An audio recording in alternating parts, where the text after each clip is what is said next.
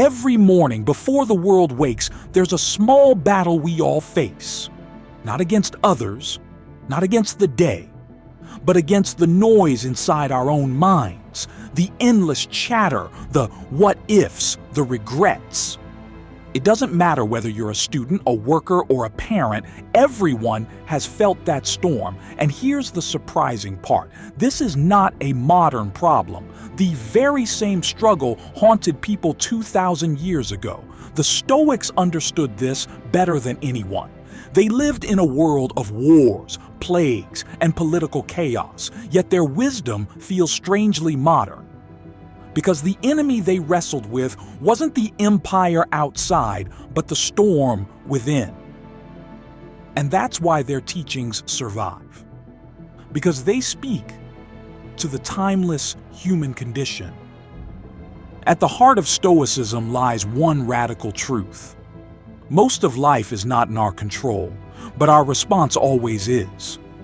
Pause on that for a moment.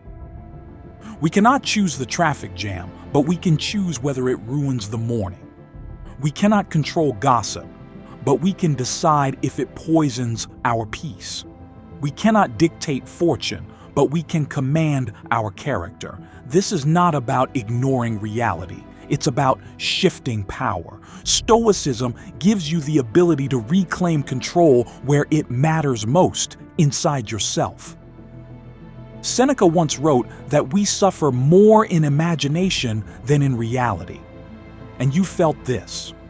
The sleepless nights replaying conversations, the worries about futures that never arrive. The human mind is powerful, but without guidance, it turns against us. The Stoic practice is to interrupt this cycle with a simple, piercing question. Is this within my control? If the answer is no, release it. Don't carry it any longer than necessary. If the answer is yes, act with courage and clarity. And that's where the real freedom begins. Think about the last time someone insulted you. Instinct says, fire back, prove yourself, defend your pride. But the Stoics remind us their words are theirs, your reaction is yours. Why give away your peace so cheaply or consider loss? Loss of money, health, opportunities, even people we love. The Stoic path is not to harden the heart or pretend pain doesn't exist. It is to ask instead, what strength can I grow here? What lesson can I carry forward? When we live this way, every difficulty becomes material for building character. Every misfortune becomes raw clay to shape into resilience. And here's the beauty. This practice isn't just for philosophers or emperors like Marcus Aurelius, it's for anyone.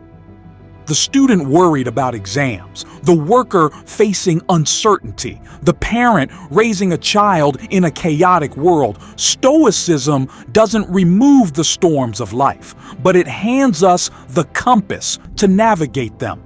So tomorrow, when that small battle begins again, the one inside your mind, remember this. You may not command the winds of life, but you command the sails.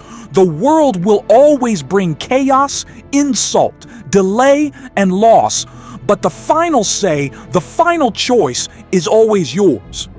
And perhaps true freedom is not in controlling everything, but in discovering that nothing can truly control you.